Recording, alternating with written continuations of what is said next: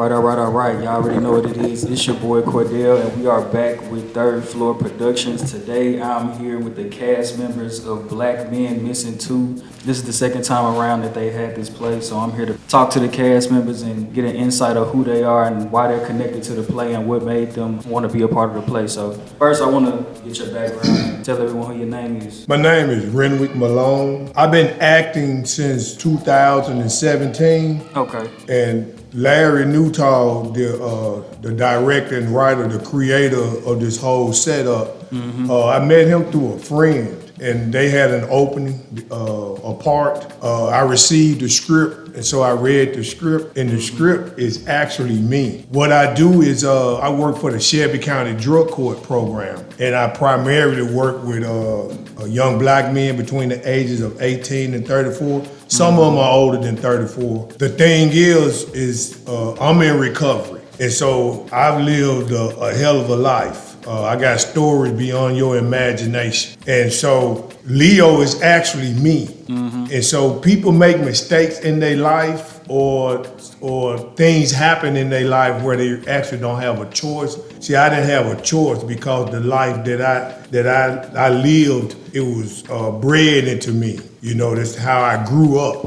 But however it is, you know, you learn from those things. And so based on my life experience, I'm able to help and help prevent someone from being in my shoes. Okay. You know, and so in the play, a lot of that is going on. People have made mistakes like in Black Man Missing 1, like Leo, he murdered someone. And now in this play, he's trying to help someone to not make the same mistakes that he made. Okay. Omar was a drug dealer. Now he don't want to sell drugs anymore. He want to get his life back together. He came into an inheritance and he want to help someone. Instead of poisoning the community, he want to give back and uplift the community. You know, so the spot was for me. You know, it's me. I don't have to act it. I lived it. You know, and I'm living it now. Okay. So since you said that you pretty much kind of lived the part of the play that you playing, what was one of the I guess most important scenes that kind of intrigued you the most about the play? Youngblood's the character Youngblood in there, and he wants to go and someone has taken something from him, and he wants to go shoot somebody. You know, he's angry, he's upset, and he's basically gonna make a mistake, make a decision based on his emotions. Okay. He's emotional, and as well as this is what goes on in the community. You know, we don't know how to accept things. You know, we don't do critical thinking. You know, we don't understand. We don't sit and look at the big picture and, you know, and say, if I do this, here's what's going to happen. You know, they tend to declare war, and their method of warfare is to hurt themselves. So we don't know how to take some stuff. And so he's fixing to make a mistake, the same mistake that Leo made. And that's what we need. We need leaders and mentors, people who have lived experiences to help curb this issue. And so I encounter Youngblood on the street, and I'm talking to him about not making the same mistake that I made. And I like that, you know, because as a human being, my motto is, I want to help.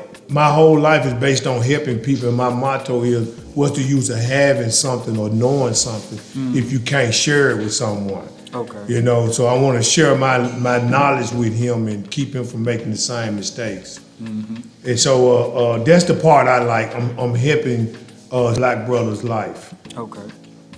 Two of them, because if he murders someone, that Black guy is dead, and he gets to go to jail. You know, so that's the part I like the most. So since you talked about trying not to get young guys to make mistakes, I guess I want to ask, what are some things or some reasons why you think guys choose to make those mistakes? It's deeper than what we see. You know, we've been given a history. You know, we've been conditioned. Do some people make it beyond the conditioning? Of course, but it gives the semblance that everybody's gonna make it, but it's not designed like that. Anytime we do something to try to uplift each other as a community, they're gonna come in and tear it down. So they'll allow a few of us to come up, to give that semblance, but they're not going to allow everybody to come up. But we've been conditioned with the slavery thing. We've been taught slavery is our history. That's where we come from. We've come through hundreds of years of that. We've come through all those years of Jim Crow. And actually, they tell us we're free, but are we really free when you look into the communities? And I'm 53 years old, and we've been saying for years, we don't have any ships bringing in drugs, and all these guns these guys have, where is that coming from? You know what I mean? That's coming from a higher level. So we've been conditioned. Actually, that question, I can answer that question with a 25-year-long answer. Because it's deeper than just what we see. What's one important message do you say that Black Men Missing 2 is trying to communicate to the audience or to young people or to parents? What's one of the most important messages that you find the players trying to communicate? It's painting a picture of what's actually happening, in our communities. And one thing that never gets highlighted is the positive aspect. Like I said, like you have Black men who made mistakes and then they come in and trying to help the community. So that doesn't get highlighted. So that's another message that's getting relayed to the community. Okay, well, that's all the questions I have for you. I appreciate you, man. Yeah, I appreciate you, man, and you keep doing what you're doing, man, and help some others get a good message out there. Thank you for coming by. Yeah, man, Jay Carlock. How did you discover the play? And it's funny, man, actually, I've known Larry Nuetall, who's the production manager of the play. I've known him for years, and I actually was in the original play, Black Men Missing, that we did back in 2014. So when it came back, he wanted to do a sequel, and of course, do it on the stage of the Orpheum Theater. I thought it was no-brainer, man. Whatever you need from him, I was glad to be part of it. Okay. So could you tell us a little bit about what Black Men Missing 1 consisted of? Absolutely. It's funny because the first one, it was similar. I mean, basically the message behind African American men being in their rightful place, as far as men being in the communities and dealing with different things, with family issues at home, co-parenting issues, issues with the system, with the police or criminal activity, and having to find a way out. And Black Men Missing, I think with the first one, we had a message as far as like a lot of guys who they were really struggling, they had a lot of pain and anguish, and didn't know how to really deal with those different things as far as in the household. My particular character in the first one was really centered around me being able to not deal with some childhood issues I had dealt with by seeing my father murdered in the first one. And seeing that face to face, and how I carried that anger and that pain for all those years and wanted vengeance for what it went through. So, but it was a lot of that we saw in the first one. So the sequel has some of it, but it has a lot of more of a dynamic of how you're able to really overcome and come out of your situations of pain, anguish. And I've grown up so much from the first one to the second one, similar to other characters in the play who may have dealt with a lot of different things in the first one, and how now they've been able to overcome those things and be better. I guess I want to ask, what was one of the most important things that you saw in the first one?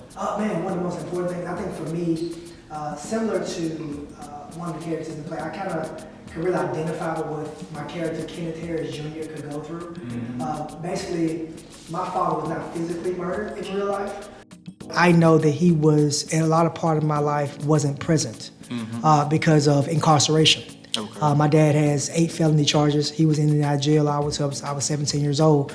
So even though I knew him, I didn't have a relationship. So I had to take on that ownership of being a father at a young age, not physically, but I had to be there to my little sister and be a man in my household to my mom and really take on a role that I really wasn't ready for. So I grew up very fast. And Kenneth Harris Jr. in the role, I could identify with it because him losing his father due to murder and him having 3 younger sisters and his mom, really had to captivate a level of leadership that he really wasn't ready to embrace. But when you're forced into that as a young man, it can either make you or break you.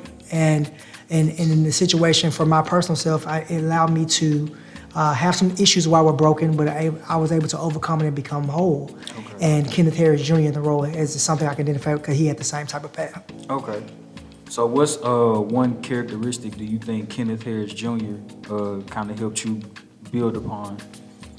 Yeah, well, I would say one thing about Kenneth. I would say that his character, he is has a heart. He loves so hard. He loves his family so hard, and one of the things he's just a natural protector, natural provider. Want to make sure everything and everyone around him is taken care of, and I can identify with that. Okay. And so it's one of the things where but at the same time, when you hurt somebody that you care about, it's like now you want to get even, you're angry, you don't really know how to bottle those emotions up in the right way. So the first one, like I said, he really struggled with it, but now he has more of a balance of how hey, I went through that when I was younger.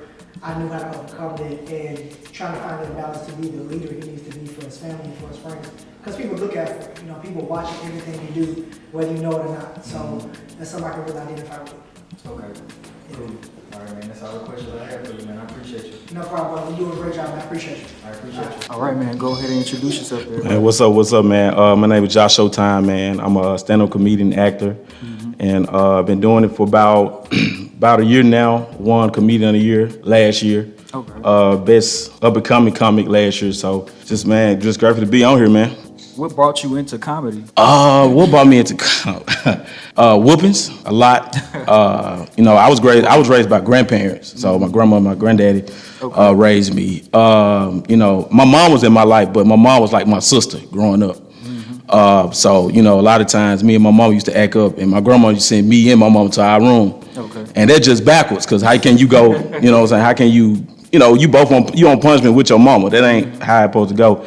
I always was just a class clown, and I'm gonna say shout out to I call her my comedy mama. Her name's Miss Latoya Tennille.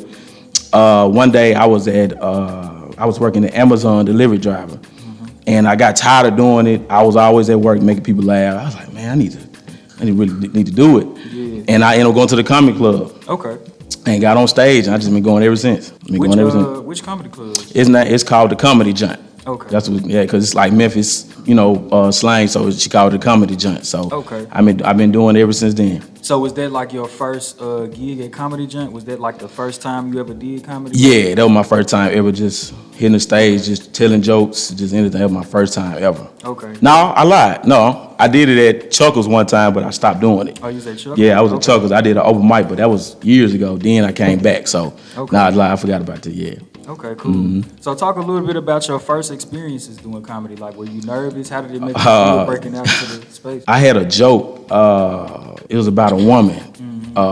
It was a very inappropriate joke, but I didn't know, cause I'm learning. I'm trying to get into it. And the lady threw a chicken wing at me. And I was, what I'm saying? But me being me, I love to eat, so I grabbed it and ate it. But I'm thinking it's funny, and they booed me off stage. They booed me off stage. They booed me off stage, my first open mic. And but it was crazy because it was an open mic. I didn't think you get booed at open mic. I thought you get booed at shows. Yeah. So I remember the lady, Latoya Tennille, she's like, you need to work, you need to stop. She used other words, but she said you need to stop doing this and doing that and take it serious. And I just been, just on it ever since then. Just on it. How did you see yourself as a comic connect to this play? I would say, for me, I won't say the character is like me because, I would say it is because I'm really a thug. So I'm really a thug. And he got me playing a thug in the play. And, I always appreciate him because I when you see me, people scared of me for real. I'm playing. But now, for a funny story, I call him name Forever Jay. He came to my shows and he was like, hey man, you doing acting? I was like, yeah, I want to really get into it. And he was like, hey, it's a part coming up in this play I'm doing at the Orpheum. I was like, for real? He's like, yeah, come to the rehearsal. I was like, okay. And I met these amazing cast. They welcomed me with open arms.